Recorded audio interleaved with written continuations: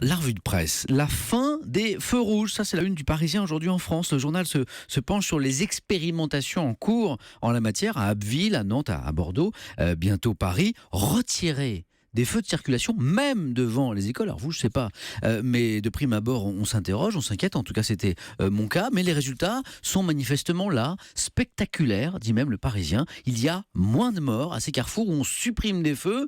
Pourquoi ? Eh bien parce que les automobilistes feraient davantage attention et parce que les piétons regarderaient mieux avant de traverser. Voilà pour l'explication. Feu vert en revanche pour qui ? Pour les espions, pour les embauches d'espions.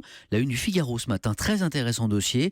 La France recrute une nouvelle génération d'espions. Le Figaro constate que face aux menaces grandissantes du terrorisme, de la cybercriminalité, eh bien la DGSE va engager d'ici fin 2009, si vous êtes intéressé, près de 600 agents, profils très variés. Alors principalement de jeunes diplômés, ingénieurs, experts, mathématiciens, linguistes. Pour les séduire, eh bien la DGSE met en avant un métier hors norme, c'est le moins.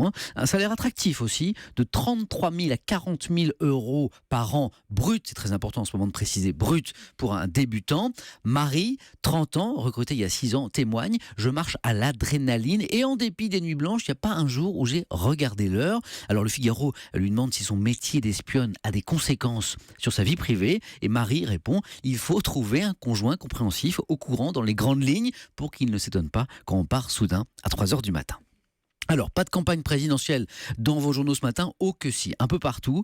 Et comment la qualifier d'ailleurs, cette folle, totalement folle campagne présidentielle 2017 ? Eh bien, Libération propose au-delà du réel, avec un scénario écrit sous acide, et propose 2 grilles de lecture, la pessimiste et l'optimiste. Alors voilà la pessimiste: une France contaminée par le brexisme, le trumpisme, une classe politique risée du monde entier, ces médias accusés de tous les maux, tenus encore par vous, Eugénie, dans un instant, avec le résultat d'une abstention massive qui risque de faire le jeu de qui ? Eh bien de Marine Le Pen, bien sûr. Sinon, il y a la lecture optimiste de Libé, que je préfère ne serait-ce que pour l'avenir de notre pays.